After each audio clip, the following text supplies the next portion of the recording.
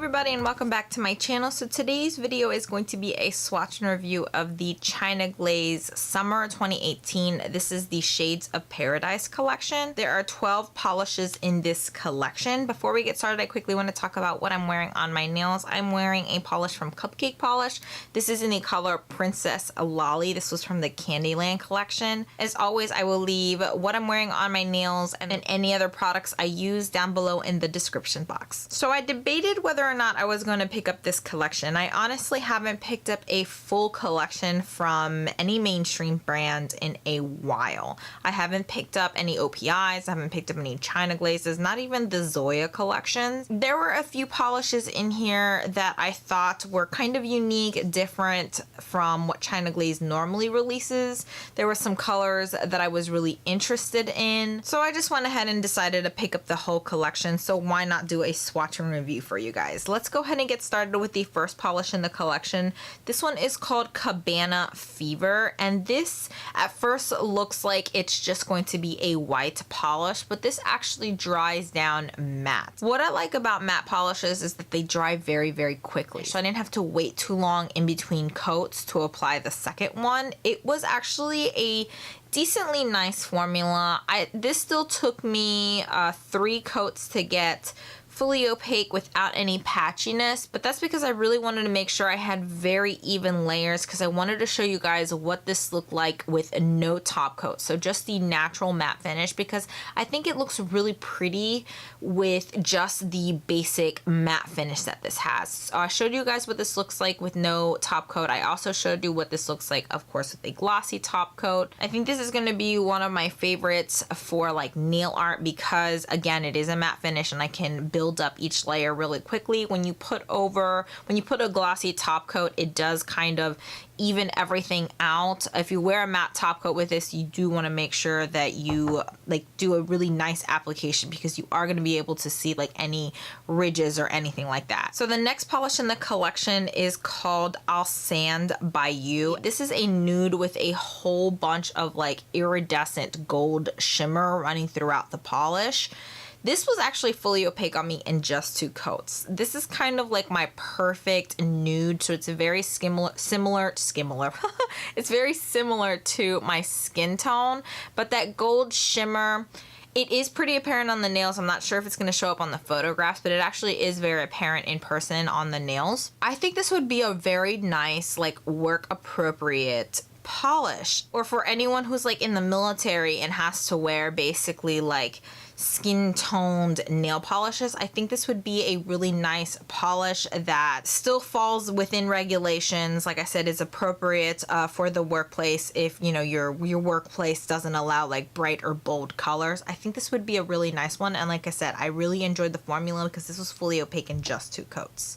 So the next polish in the collection is called Can't Sandal This, and this is like a salmon-y pink. It does have a little bit of like peach undertone to it. I really like this. This was fully opaque on me in just 2 coats, but it's a very standard color that I'm sure it's easily dupable. If you're looking for this type of pink, I'd say definitely pick it up because it does have a really nice formula, but honestly, it's not anything like too stand out or spectacular. So the next color is in Don't Be Sea Salty, and this is a very bright, like hot pink, but it also has a whole bunch of like shimmer running throughout the polish. I think it's the same iridescent shimmer that's in I'll Sand by You, but this honestly felt a little bit grittier to me when I was applying the polish, but it didn't look textured when it dried down. I thought this was going to be similar to, they had a few textured polishes like a few springs or summers ago,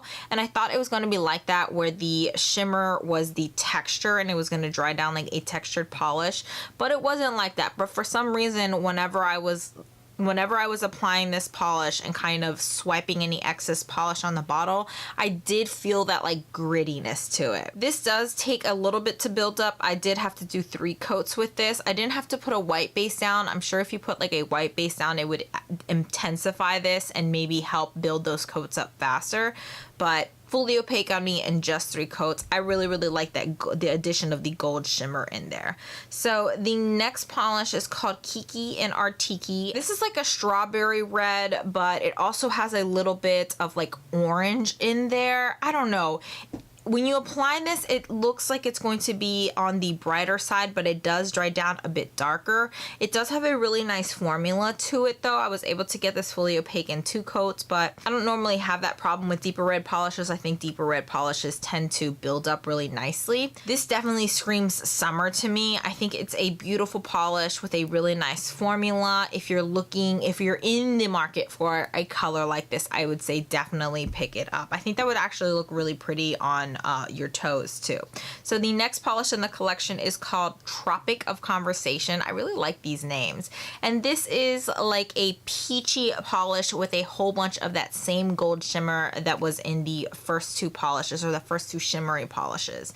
And the formula on this is, it's decent. It took me 3 coats to build up. Peaches are just notoriously difficult to build up. I didn't need a white base or anything for this, but I think if you put this under a white base, I think it would really make this like color pop, because it is a little bit more on the neon side. I haven't tried it with a white base yet, but I think it would look really nice with a white base. Again, I like the addition of the shimmer in there.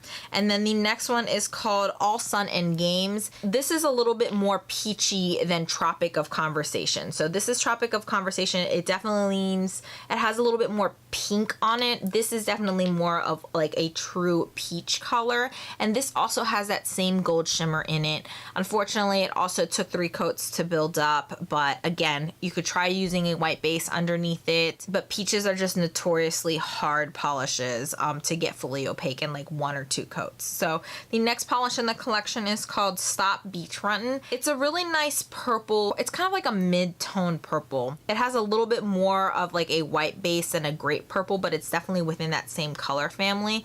This one was really nice. I was able to get this fully opaque in 2 coats, but honestly, the first coat was very opaque. So I liked that, but I don't think this color is anything spectacular. I think you could definitely dupe this color, but again, the formula was really nice on that one.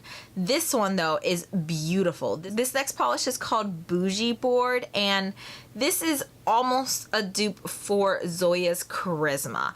The formula of it really reminded me of Zoya's Charisma because this also dries down matte. Unfortunately, I was never able to get even coats with this where it actually looked nice with just like the matte finish. I did end up having to put a glossy top coat. This took me 3 coats to get fully opaque. I tried putting a matte top coat and it didn't really look all that nice. So the next polish in the collection is called Water Falling in Love, and this is just a standard baby blue polish. This took me 3 coats to get fully opaque.